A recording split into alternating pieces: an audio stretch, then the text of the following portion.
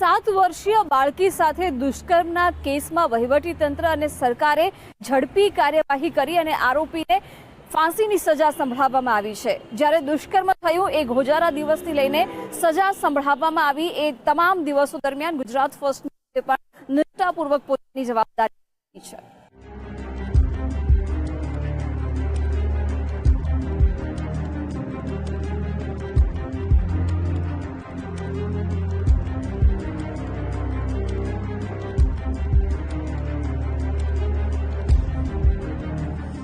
સૌરાષ્ટ્ર સહિત આખા ગુજરાતને હચમચાવતા આટકોટ દુષ્કર્મ કેસમાં રાજકોટ કોર્ટે ઐતિહાસિક ઝડપે ચુકાદો આપ્યો। ગુજરાત પોલીસના બાહોશ મહિલા અધિકારી સિમરન ભારદ્વાજની આગેવાનીમાં તપાસ ટીમે દુષ્કર્મી કોઈ કાળે છટકી ન શકે તેવા મજબૂત પુરાવા ખૂબ ટૂંકા ગાળામાં એકઠા કર્યા। દુષ્કર્મીને ફાંસીના માંચડા સુધી પહોંચાડવામાં 7 વર્ષની બાળકીએ ડર્યા વગર કોર્ટમાં આપેલી જુબાની અને તપાસનીશ અધિકારીએ સ્થળ પરથી વાળ સહિતના શોધી કાઢેલા પુરાવા નિર્ણાયક બન્યા।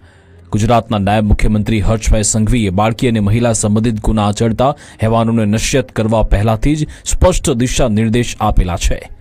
દીકરીઓ પરનો હુમલો એ જીવનનો અંત, આ વાત રાજકોટ કોર્ટના ચુકાદા સાથે ફરી એકવાર સાર્થક થઈ।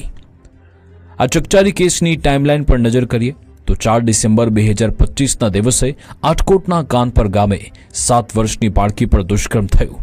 8 ડિસેમ્બર 2025 દુષ્કર્મ આચરનાર રેમસિંહ ડુડવા પોલીસના હાથે ઝડપાયો।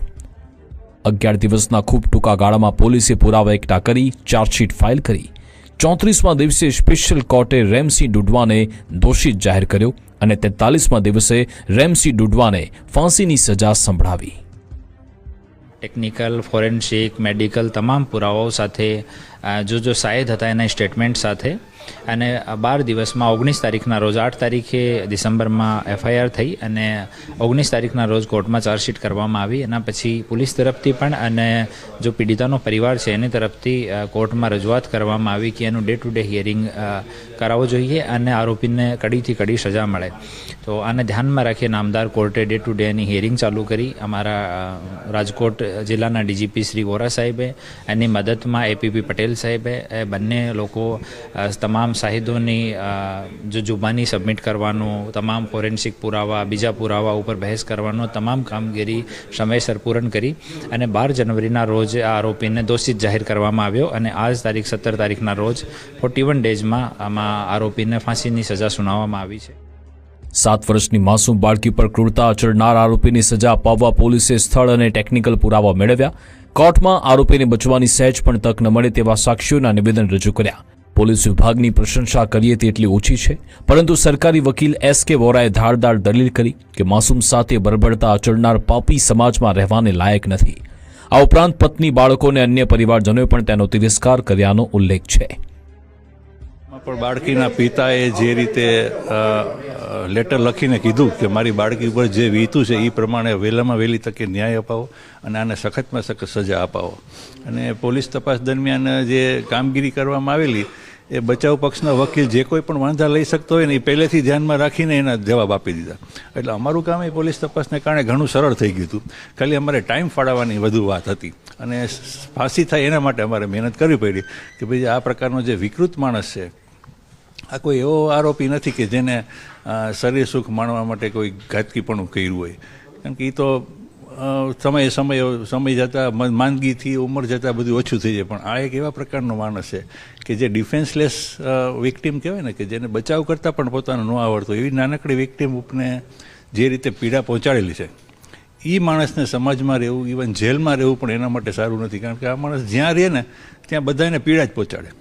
એટલે આવું કોઈ ન કરી શકે ને એના દાખલારૂપ અને ફાંસીની સજા સારી જોઈએ અને કોર્ટે એ આપણી વાત માન્ય રાખેલી। ગુજરાતના નાયબ મુખ્યમંત્રી હર્ષભાઈ સંઘવીએ સોશિયલ મીડિયા સાઇટ પર પોસ્ટ કરીને લખ્યું કે દીકરીઓ પર હાથ ઉઠાવનાર લેશ માત્ર દયાને પાત્ર નથી। આ કેસમાં દિવસ રાત જોયા વગર કાર્યવાહી કરનારા તપાસ અધિકારી, પોલીસ સ્ટાફ, સરકારી વકીલ અને સમગ્ર ન્યાયિક તંત્રને અભિનંદન આપવાની સાથે નાયબ મુખ્યમંત્રી હર્ષભાઈ સંઘવીએ કહ્યું કે ગુજરાત સરકાર દરેક દીકરીની સુરક્ષા માટે હંમેશાથી પ્રતિબદ્ધ છે। સ્પષ્ટ સંદેશ, દીકરીઓ કે બહેનો પર હુમલો એટલે જીવનનો અંત। આટકોટની 6 વર્ષની માસૂમ દીકરી જોડે દુષ્કર્મની ઘટનાને આજે 40મા દિવસ પર ગુનેગારને ફાંસીની સજા અપાવવામાં ગુજરાત સરકારને સફળતા પ્રાપ્ત થઈ છે.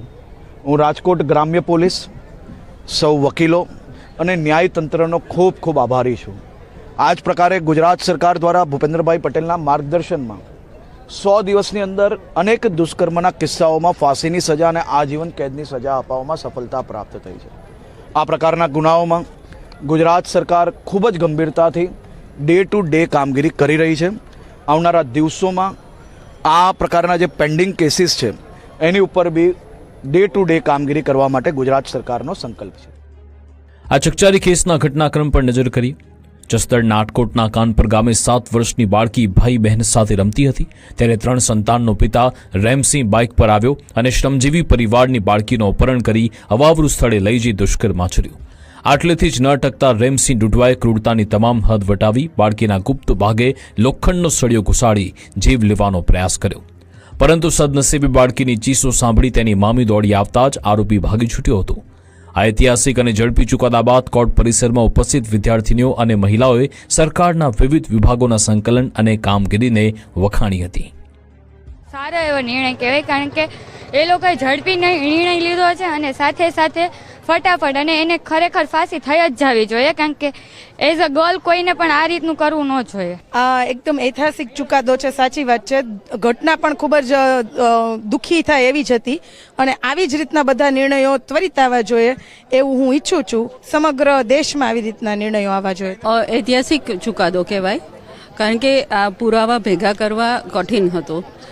ઉપરથી બહુ જ નાની બાળકી કહેવાય અને એના તરફ આટલી દુઃખદ ઘટના જે અત્યારે આપણે હલી જઈએ તો એના કુટુંબીજનો કેટલા થતા હશે.